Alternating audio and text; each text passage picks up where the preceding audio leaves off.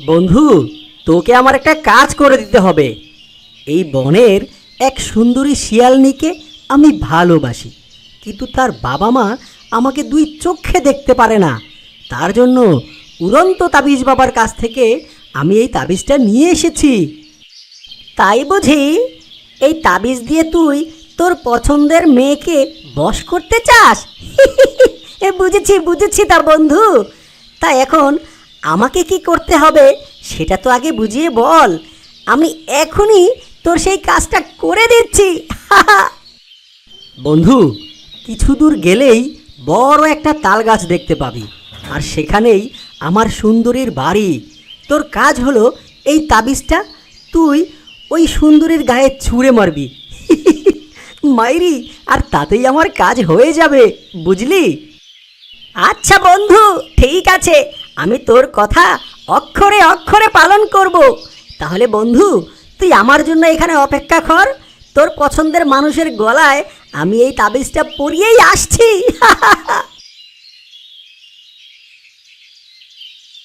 এসব বলে বল্টু শিয়াল জরিনা শিয়ালনির বাড়ির কাছে যায়।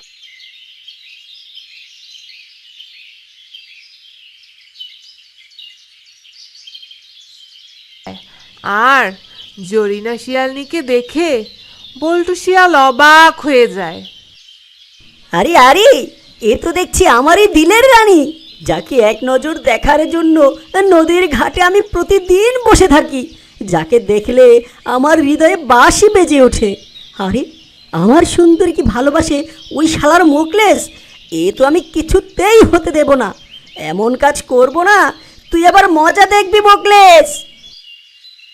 এমন সময় জরিনা শিয়ালের মা শেফালি সেখানে চলে আসে। এটা দেখে বল্টু শিয়াল বলে,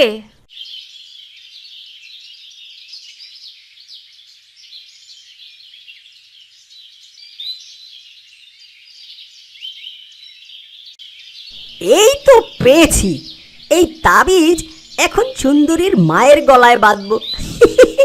তারপর তো বুঝবে মোকলেস, সুন্দরীর বদলে সুন্দরীর মা মোকলেসের পেছনে গিয়ে ঘুরবে।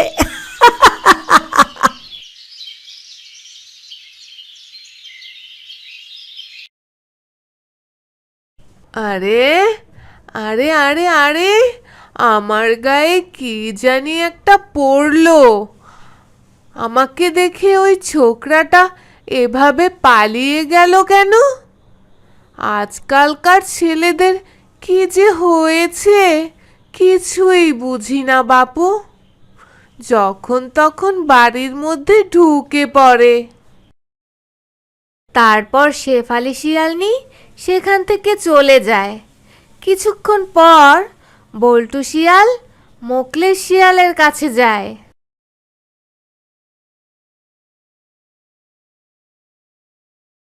কিরে বন্ধু, কখন থেকে তোর জন্য দাঁড়িয়ে আছি, তা কাজ কি হয়েছে? তাড়াতাড়ি বল। বন্ধু, জায়গা মতো তোর তাবিজ দিয়ে এসেছি, এখন শুধু তোর অপেক্ষার পালা। একটু পরেই টের পাবি তোর টানে কে আসে।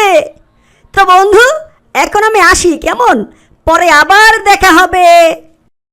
এসব বলে বল্টু শিয়াল সেখান থেকে চলে যায়।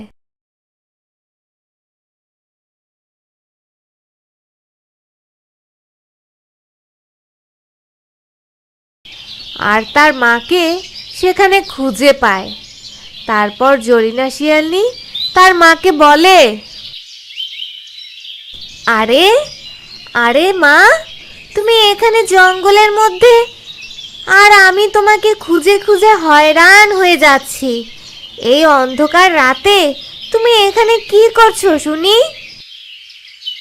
আরে আরে, তাই তো, এত রাতে আমি এখানে কি করতে এসেছি আমার তো কিছুই মাথায় ঢুকছে না। তো তুই এখানে কি করতে এসেছিস? আমি এখানে কি করতে এসেছি মানে? আমি তো তোমাকে খুঁজতে খুঁজতে এখানে চলে এলাম। এবার কথা না বাড়িয়ে বাসায় চলো দেখি। তারপর মা মেয়ে সেখান থেকে চলে যায়।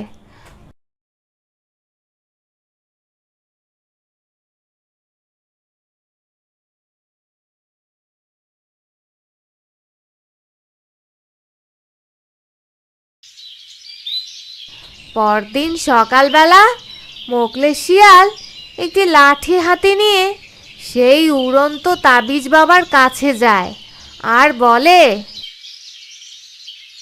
এই যে উড়ন্ত তাবিজ বাবা, নিচে নেমে আয় দেখি।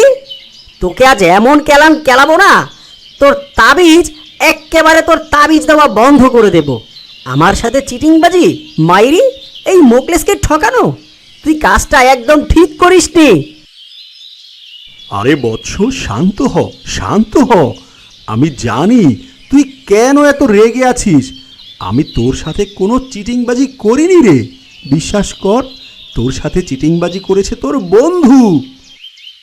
এরপর তাবিজ বাবা মোকলেস শিয়ালকে সব ঘটনা খুলে বলে।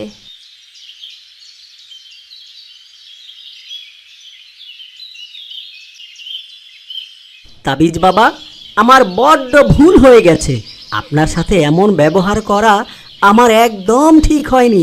এখন আপনিই বলে দিন, আমি আমার জরিনা রানীকে কিভাবে পাবো? আরে তুই কোনো চিন্তা করিস না, আমি এখনই তোকে একটা পুতুল দিচ্ছি।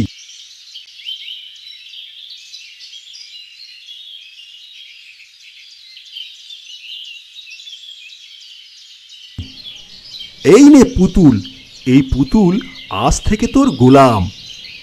এই পুতুলকে তুই যা বলবি, পুতুল তোকে তাই করে দেবে। এসব বলে উড়ন্ত তাবিজ বাবা সেখান থেকে অদৃশ্য হয়ে যায়। আর তার কিছুক্ষণ পর শালার বল্টু রে, তোকে যদি আমি পানিতে চুবাতে না পারি তাহলে আমার নামও মোকলেস না। প্রথমে তোকে দিয়েই শুরু করি। এই যে পুতুল, এখনই তুই ওই বল্টু শিয়ালকে পানির জলে চুবিয়ে মার, এটাই হবে ওর শাস্তি।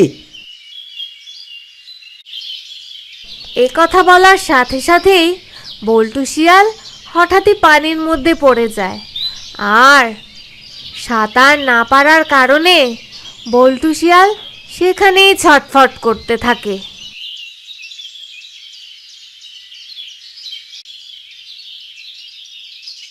পুতুল সোনা, এবার আমার জরিনা রানীকে আমার কাছে এনে দাও। আর তখনই জরিনা শিয়ালনি হেঁটে হেঁটে মোকলেস শিয়ালের কাছে আসে। এটা দেখে মোকলেস শিয়াল বলে,